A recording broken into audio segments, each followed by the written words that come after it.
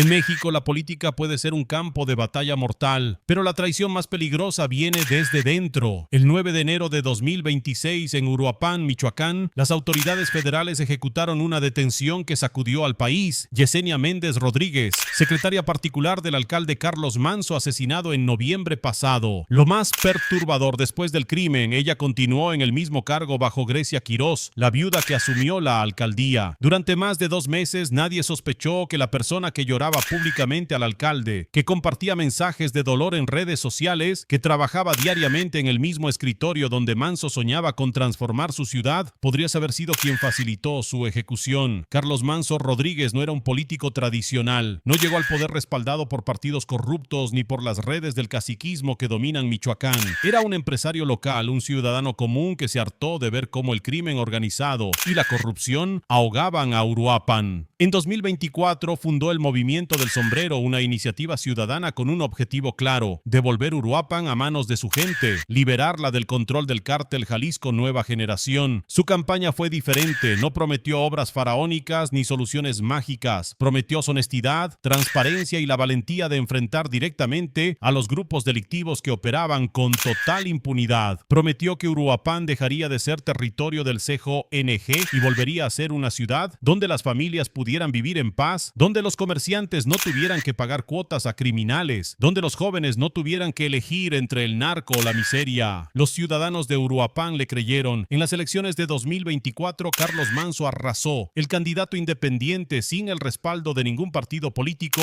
ganó por amplio margen. Era un mensaje claro: la gente estaba harta de la complicidad entre políticos y criminales. Querían cambio real. El 1 de septiembre de 2024, Carlos Manso Rodríguez asumió como presidente municipal de Uruapan.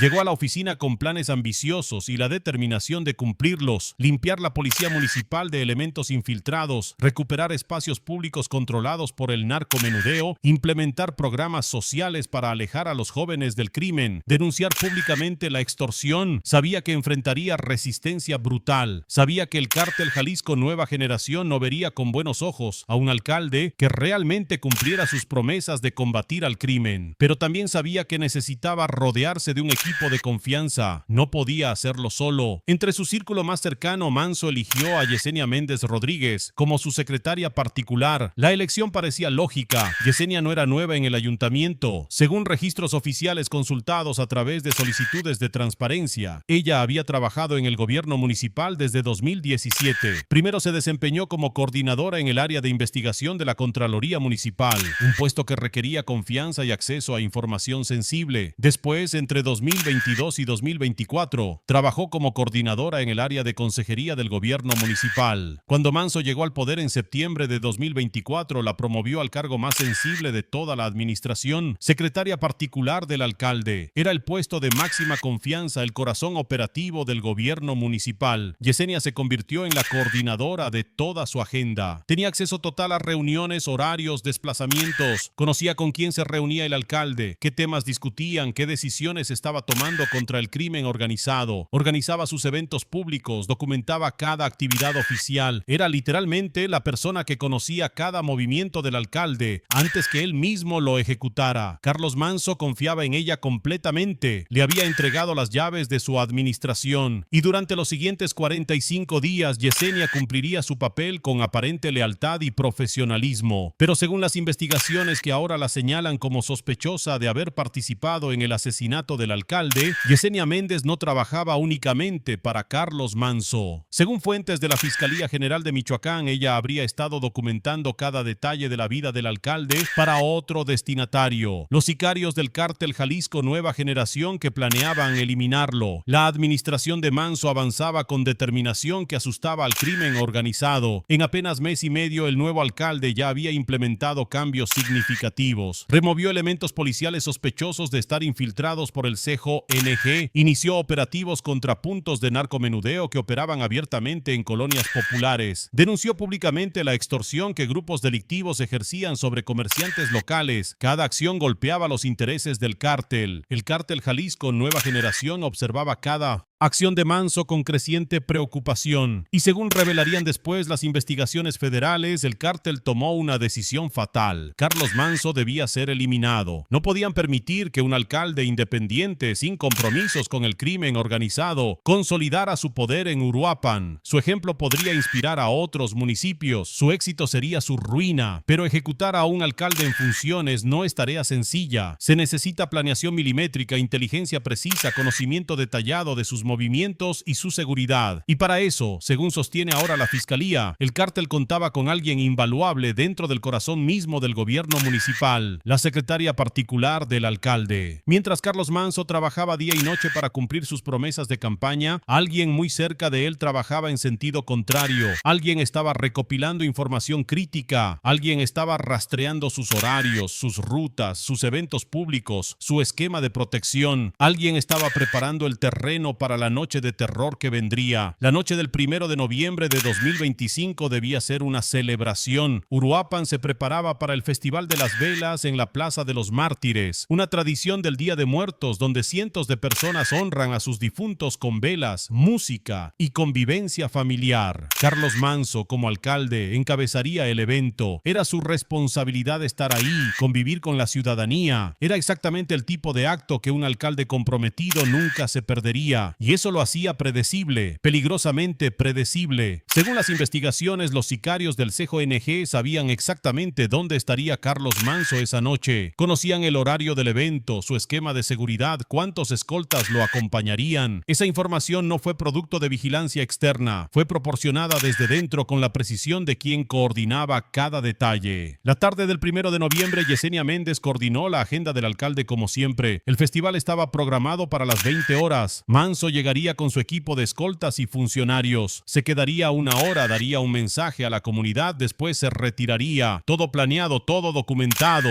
Y según la Fiscalía, todo eso fue compartido con los responsables del ataque. A las 20:15 horas, Carlos Manso llegó a la Plaza de los Mártires. El lugar estaba repleto. Familias enteras con sus velas encendidas y fotografías de sus difuntos. Había música tradicional, comida, un ambiente de celebración mezclado con recogimiento. Carlos Manso caminó entre la multitud, saludando con calidez, posando para fotografías, escuchando preocupaciones de los ciudadanos. A su alrededor, sus escoltas mantenían un perímetro discreto. No querían arruinar el ambiente familiar con un despliegue agresivo. El alcalde insistía en estar cerca de su gente, en ser accesible. Esa decisión sería un error fatal.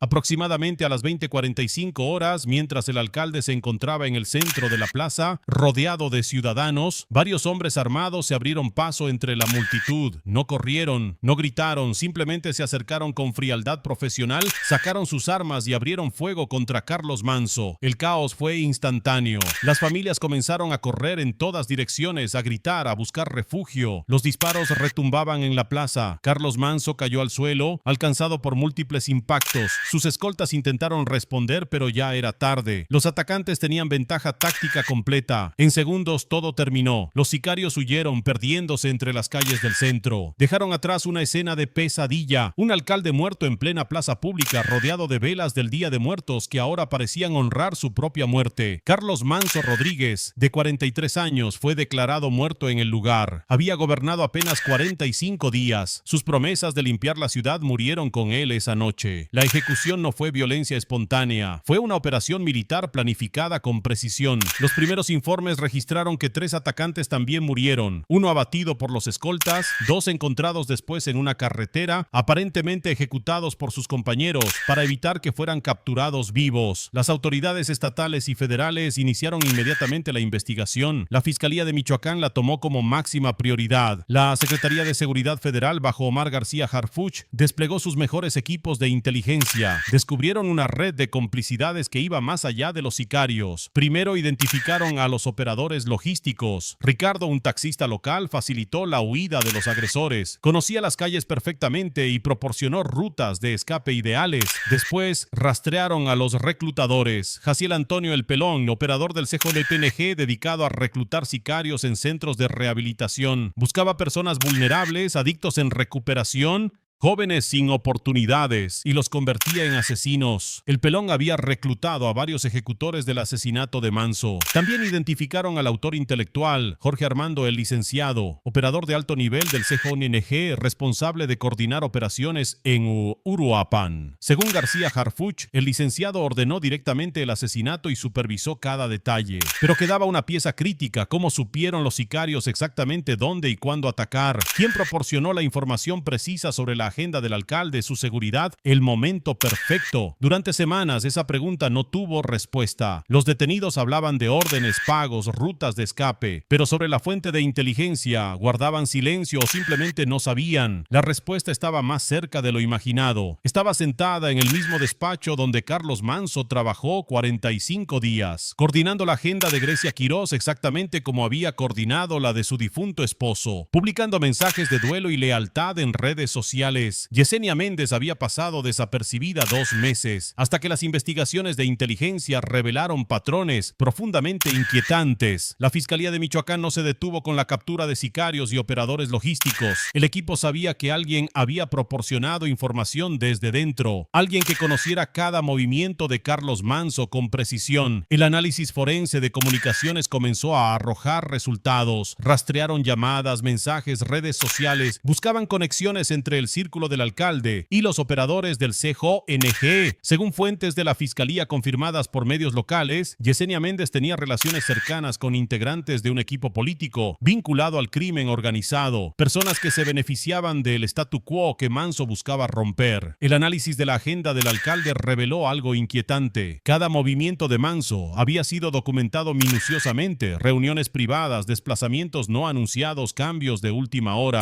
Yesenia tenía acceso a toda esa información y, según las investigaciones, habría compartido detalles específicos con personas conectadas a la célula del CJONG en Uruapan. Los investigadores descubrieron intercambios de información muy específicos en los días previos al asesinato, detalles que solo alguien con acceso directo al calendario de Manso podría conocer: horarios exactos, ubicaciones precisas, información sobre su seguridad. Pero las evidencias más contundentes vinieron del análisis de comportamiento posterior al crimen. Después del asesinato el 1 de noviembre, hubo un vacío de poder. El Congreso de Michoacán debía nombrar un sustituto. Durante esos 5 días críticos, del 1 al 5 de noviembre, Yesenia Méndez se convirtió en la encargada de despacho del ayuntamiento. Tuvo acceso completo a archivos y documentos. Tuvo oportunidad de destruir evidencias o modificar registros. Cuando Grecia Quirós fue nombrada alcaldesa el 5 de noviembre, Yesenia continuó como secretaria particular. Nadie la removió. Por el contrario, siguió en el mismo cargo bajo la viuda del hombre cuyo asesinato supuestamente había facilitado. Lo más perturbador, su comportamiento público después del crimen. El 2 de noviembre, un día después del asesinato, Yesenia publicó en Facebook: "Se fue mi líder y amigo, vuela alto Carlos Manso". Parecía devastada. El 5 de noviembre, cuando Grecia asumió, escribió sobre sentimiento, coraje, impotencia, pero mucha esperanza. El 22 de diciembre compartió: "La lealtad no depende de las circunstancias. Carlos Manso, el mejor presidente de Uruapan". Para cualquier observador, estos eran mensajes de una funcionaria leal devastada. Nadie sospechaba que quien lloraba públicamente pudiera estar involucrada, pero los investigadores no se dejaron engañar. Siguieron rastreando conexiones, analizando comunicaciones, reconstruyendo la cadena de información. Y finalmente, en enero de 2026, las piezas encajaron. Había suficientes elementos para que un juez considerara que Yesenia había participado en la planeación al filtrar información crítica sobre los movimientos del alcalde al CJONG. El 8 de enero de 2026, un juez libró orden de aprehensión contra Yesenia Méndez Rodríguez por su presunta participación en el homicidio del presidente municipal de Uruapan. Desde el primer momento, la Secretaría de Seguridad Federal había tomado el caso como prioritario. El secretario Omar García Harfuch lo declaró públicamente: "El asesinato de un alcalde en funciones era un ataque contra el Estado mexicano y no quedaría impune". Harfuch, conocido por su efectividad contra el crimen organizado, desplegó equipos especiales de inteligencia en Michoacán. No se trataba solo de capturar sicarios, sino de desmantelar toda la célula criminal responsable. La estrategia fue metódica. Primero capturaron operadores de bajo nivel. Cada detención proporcionaba nueva información. El 23 de noviembre, apenas 3 semanas después del asesinato, capturaron en Uruapan a Jaciel Antonio El Pelón, reclutador del CJMNG, que conseguía sicarios en centros de rehabilitación. Entre sus empleados estaban varios ejecutores del ataque contra Manso. Después detuvieron a Jorge Armando, el licenciado, líder del grupo que ordenó el asesinato. Era un operador experimentado del CJMNG responsable de coordinar operaciones en Uruapan. Según Harfuch, dio la orden directa de eliminar a Manso porque representaba una amenaza para los negocios del cártel. El 9 de diciembre capturaron a Gerardo, otro operador del CJMNG. También detuvieron a Ricardo, el taxista que facilitó la huida de los sicarios. El 24 de diciembre, en operativo coordinado entre la Defensa Nacional, la Marina, la FGR y la Fiscalía de Michoacán, capturaron a Alejandro Baruch KOC o Elka. Este era cabecilla de una célula criminal en Parácuaro vinculado a homicidios, extorsiones y drogas. Después del asesinato, Elka dio refugio a Fernando Josué, uno de los sicarios ejecutores directos. Con cada captura el círculo se cerraba, pero quedaba una pregunta: ¿quién proporcionó la inteligencia desde dentro? Las investigaciones de la Fiscalía, coordinadas con equipos federales, habían identificado a quien tenía acceso privilegiado a la agenda del alcalde. Los análisis forenses revelaron patrones sospechosos. El 8 de enero de 2026, durante la conferencia mañanera, Harfuch declaró que las investigaciones han avanzado de manera sostenida y que había información para continuar con detenciones. Esas palabras no eran casuales. Esa tarde, a las 16:05, elementos de la SSPC y la Fiscalía de Michoacán ejecutaron la orden contra Yesenia Méndez Rodríguez. El lugar: el despacho de la presidencia municipal, la Casa de Cultura del centro de Uruapan, donde ella trabajaba diariamente. Testigos reportaron que la detención fue sin violencia. Los agentes llegaron con la orden judicial, identificaron a Yesenia y procedieron al arresto. Ella no resistió. Según el Registro Nacional de Detenciones, fue trasladada a la Unidad de Investigación y Persecución al Narcomenudeo de la Fiscalía de Michoacán para ser presentada ante el Ministerio Público. La detención representó un punto de inflexión. Por primera vez, alguien del círculo íntimo de Manso enfrentaba cargos. Ya no era solo sobre sicarios y operadores del CJMNG, sino sobre traición desde dentro del gobierno municipal. Con esta captura, 6 personas detenidas por el caso: Jorge Armando, el licenciado, autor intelectual;